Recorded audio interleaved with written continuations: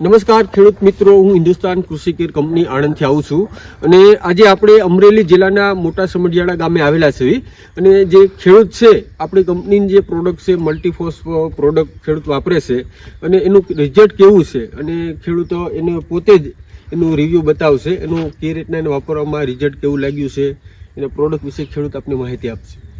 કેવું છે વિપુલભાઈ, મજામાં? મજામાં નિલેશભાઈ. હવે આજે આપણી પ્રોડક્ટ છે એ મલ્ટીફોસ વાપરી તો એનું રિઝલ્ટ તમને કેવું લાગ્યું?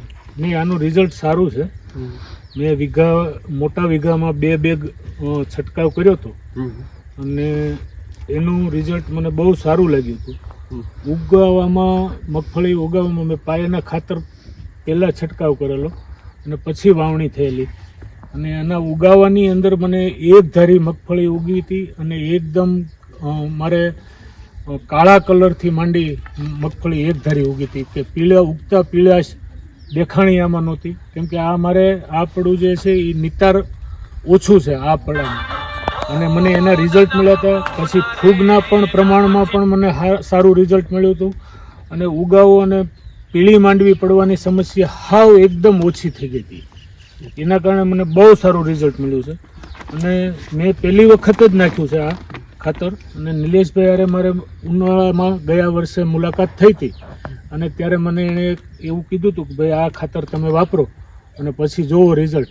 અને મારે તો આ ધોળ વાળી જમીન છે અને એમાં પણ આ મગફળી ઊભી છે, એ આ પ્રત્યક્ષ નિહાળો. બીજા ખેડૂતને તમે શું સજેસ્ટ કરશો? આ ખાતર વપરાય કે? હા, આ ખાતર વપરાય. તમે આમાં તમાકુ, પછી માછલીનો જે પાવડર આવે છે એ બોન પાવડર આવે છે, બીજા અનેક તત્વો આવે છે. એના કારણે છાંટવામાં વાસ આવે પણ આનો ફાયદો બહુ મોટો છે. આનો જે ફાયદો બહુ મોટો છે અને આને છંટકાવ કરવાનો છે.